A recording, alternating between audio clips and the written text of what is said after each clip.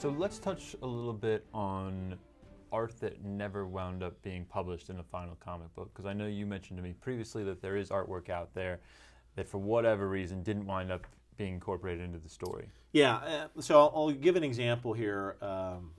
Another favorite book of mine was Transformers. And this original miniseries actually formed the basis for what became the Transformers movies, or the first Transformers movie was leveraged very much from this. But it was interesting because they created a toy line for this, and they didn't exactly know what the origin was, and so they gave Marvel the job of sort of defining the universe for the Transformers. And so what's interesting to see is that in the pages, where they define it, here's an example where they introduced Megatron for the first time on page 2.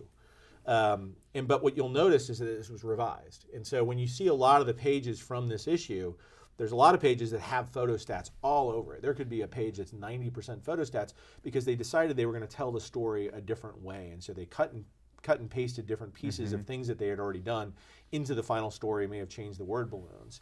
And so here's an example where here's a page from what was supposed to be Transformers 1 before it was revised, but this, if you look through the pages, you won't actually find this particular page because it never saw publication. So when you read it, it's slightly different than the origin of the Transformers the way that you and I know them today. So this page was cut completely? Yeah, I think they may have borrowed certain panels or pieces of the panel, if I remember correctly, and put that into the book. But for the most part, this page was not published. Wow. So what does that do to the desirability? And I think it's all personal preference on it. Some people might say it's really cool. Nobody else has ever seen this page. But I would say in general, unpublished art is not valued as high as published art. And I think, again, going back to the idea that nostalgia is one of the main drivers behind this, is you want to see familiar. And the fact that this has become part of the public record of the history of the Transformers, while this page over here is sort of the unwritten story of that. Some people may equate it, but some people may say, well, I'd rather have the published one. Again, a little bit of personal preference, and you never know until it actually sells. And then I assume as more photostat pieces creep into a piece of art, the desirability is going to come down because you have less hand-drawn work there? It's interesting. I had probably 2/3 of the Transformers #1 book, and the photostats, in my opinion, bothered me so much that I actually sold off a lot of the pages because I wanted to have pages, and you'll see that these pages don't have photostats on them, and the ones that I kept were ones that were sort of pure and clean art. Yeah. The person that ultimately got those pages may be very happy, and it shows part of the process. But I would say in general, usually the less clutter, the better. Yeah. The cleaner, the best. It just presents better on the wall, right? Yep. Well, it presents better on the wall, but I think it just in general, it's just tighter and cleaner, and you don't want to deal with all these pieces that may be falling off of your artwork and having to deal with that. Right. Yeah.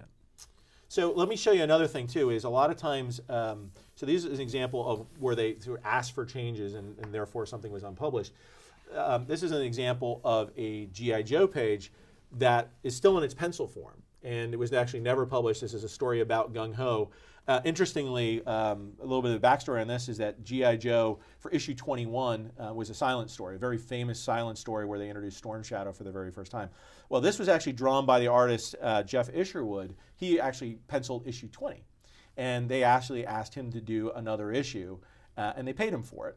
But instead of this being published as issue 21, which it's probably a good thing because issue 21 became a very popular issue, probably and important in the history of G.I. Joe, this became an inventory story. And so they put it, and they would do inventory stories really to give the regular artist on the book, who at the time was Mike Vosberg, a chance to catch up. If he was late for a deadline, they would throw in another story for publication. And so they would have one ready to go. So that as they got to the final days, they had to make a call. They would pull the inventory story out. Now, a lot of times they would go through and actually ink the inventory story so that it would be truly ready to go. In this case, it was one where they asked him to do it. They paid him for doing the penciling. There's a whole 22-page story that goes behind this. But ultimately, it just never saw publications. And then, as you can imagine, as the stories develop, they become outdated, and so therefore they can't necessarily use them anymore without major corrections, and so it doesn't become worthwhile for them to do it. So this is an example that's just of a story that never saw print. So never published in any way. Never published in any way. It's not to say that it could be in the future. Yeah. And it looks like this one was called Mobat Missing. was what the title of this one was supposed to be. Because I would assume that then for a diehard G.I. Joe fan, someone who's very familiar with all the G.I. Joe comic books as they were published, to find something that was an inventory story is sort of like a deleted scene from a film or something, right? Wouldn't you sort of, I mean, wouldn't there be today possibly a call for people to see those stories? They've never gone back and published them as some sort of I actually, thing? the IDW who currently publishes, I actually showed them the story and said, hey, if you want to get somebody to ink this and script it, you're more than welcome to. But again, I think because the storyline is so outdated, they had to make a call, and I think it would just necessarily wasn't, the nostalgia factor wasn't necessarily that interesting enough to the current readers in order to warrant the publication of something like this. But it's just out there, and somebody may decide in the future that they actually want to show everybody what this story was all about. Yeah. Fantastic. It's very interesting to see the art in its pencil form. Obviously, everything else we've looked at is fully inked, and just a different look for it. I mean, it's wonderful, all the pencil shading and such, but it's not as vibrant as the final. No, and I think if you were to try to publish this, there are rare occasions where I know like Neil Adams had penciled an issue of Green Lantern so that it could see publication in such a way that it was really tight. These are what I would call full pencils that are done here, but again, the contrast in a lot of this would probably fade out if they were actually try to publish it directly from the pencils itself. So that's why you need an inker to jazz it up, and they may add they may have add Zipatone that we saw previously as a way of getting the different gradations of tone on there. Very nice. Yeah. So let me show you one other type of unpublished art that's very common out there, which is a commission. Okay. And this was a commission done. It's interesting how this one started. It was originally started as this drawing of Wolverine and the Hulk that was done by a friend of mine, Herb Trimpe, who unfortunately passed away a couple years ago. But I had Herb, he came over to my house. We had these functions when I used to live in DC called the Cherry Blossom Spectaculars. I used to have collectors over, and I'd invite artists sometimes over to meet the collectors, and Herb was kind enough to drive down. And I wanted to get something from Herb, and I always wanted a great Wolverine versus Hulk piece, and he brought this out of his portfolio. I said, this is it. But then the more it sat in my portfolio, I said, it's a great drawing, but it just needs something to sort of add something to it to really make it pop like the rest of the pieces in my collection. And so I had this idea of adding a background to it, and as I thought about who would be the right person for it, there's an artist, Gerhard, who's a great Canadian artist, and I was like, wow, since Hulk 181, which this is based off of, which is, I'll bring out the comic here, this is an homage to the very first appearance of Wolverine, where you see Hulk and Wolverine fighting by Herb Trimpe, who was the original artist who drew this. I thought, hey, there's a hint of the background, which is the Canadian sort of Rockies back there. Why don't I get a great Canadian artist to draw the Canadian Rockies in the background, but jazz it up a bit and give his own perspective on it. So he was kind enough to take this and create this, and he started, as you can see, drawing a lot of the extra woodland animals that you might find up in Canada as a little bit of an inside joke, because I think it became very interesting to him, but I think it turned out to be a dynamic piece. And ironically, so this started actually as an unpublished piece, but you can also, sometimes what will happen is people like it so much that they actually will publish it. So Back Issue Magazine was doing something on the Hulk. They were actually publishing a story and said, hey, wouldn't it be great, can we use your commission? And so they actually paid Herb and Gerhard for the use of this in their publication, and it ultimately became a published cover. And what does that do then to the interest in the original art? I think for some people, they would say, okay, it's a cover now. It's probably a little bit more interesting because they may have seen this on the stand and said, oh, I think this is a great cover. Yeah. It could increase the value, but it may not increase the value of it in this case. I was glad to see it, and obviously got a copy of the publication when it came out. Yeah. And was very happy to see that somebody liked the idea enough to publish it, and that I got to share it with other collectors. So. But a lot of times, sometimes you can't find, you couldn't find the perfect scene, or frankly, the artwork to Hulk 181 has never actually, it never actually hit the market. It's still sort of hidden. It's MIA. Rumored. There's a lot of rumors around what may have happened to it, but you can't get a page from Hulk 181. So for me, getting this was sort of a substitute.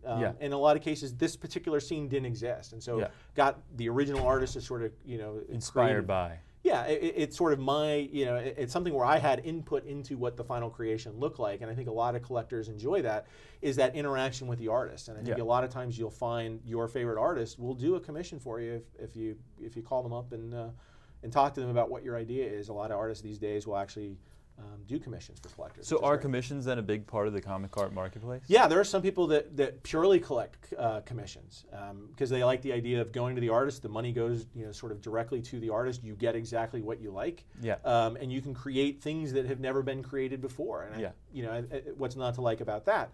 But there's some collectors that only really want to collect vintage stuff as well. So I think it just depends on what type of collector you are and what you would want in your own collection. So I have a bit of a mix of some commissions. I would say I'm more heavily.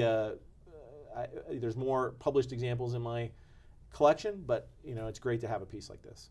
And so one more question for you on this. I'm not familiar with Back Issue magazine. Is that an official Marvel publication, or what is? No, this is I guess you call this a fanzine publication. So it really it talks about, it has articles about this. In this case, it talks about here's the art of the Hulk and the Jeff Purves. So it's not a comic itself. It's a magazine about. No, it's about that and different creators. So John Byrne, who had a run on the Hulk, they interviewed him and they would include that, and sometimes they'll actually show pictures of the original art that they've gotten from collectors who have lent it to them as well. But they'll really try to tell a story of the different artists that, in this case, that worked on the Hulk. But they have many different articles, and I think there's, Back Issue is one publication that's out there. There are many others, and I think as far as learning about the original art market and the history of comics, if you want to understand the backstory around the creation of these types of fanzines are fantastic. And while you're on that subject, what other resources exist for people who are interested in this world, who are interested in collecting original comic art? Where would you recommend that they go to learn more about this field? There's a great online website called Comic Art Fans, sometimes called CAF for short. And I would suggest that you go to comicartfans.com. A guy named Bill Cox was the guy that came up with this, and it was over 10 years ago. And it's become really the place that all collectors showcase their collections. And so a lot of times the stuff is not for sale. It's just people that want to share it with other collectors. But it's a great education. You can find, if you like Transformers, you can do a search and it'll come up with a lot of the different Transformers pieces that are out there. And sometimes you'll say, oh, that's the piece I was looking for. And in some cases, that'll lead you connecting with another collector. In some cases, they may be saying, I'm willing to let it go, and they might be able to work out a trade with you directly. In other cases, they may say, no, it's one of my favorite pieces, but at least you know where it is. But I think it can also educate you on the different art that's out there. I'd say another thing is going to your local convention. I think, if you want to buy directly from the artists, they will go there. So I know you guys set up at San Diego Comic-Con.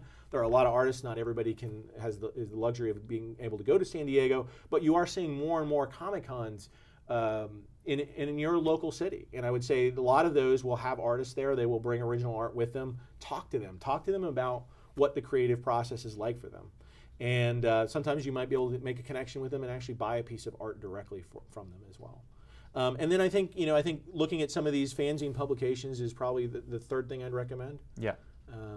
And then there's for those that are lucky enough to live on the East Coast, there's what they call Comic Art Con. So if you're looking to buy vintage comic art, this is where a lot of the dealers that just sell comic book art get together a few times a year, and they will set up their inventories. But a lot of times they'll make their ways to other big shows as well. But I think it's a great little forum that was as an offshoot of those Cherry Blossoms that they started a number of years ago, and I think those are fantastic for really the comic art community to get together to really focus on the hobby.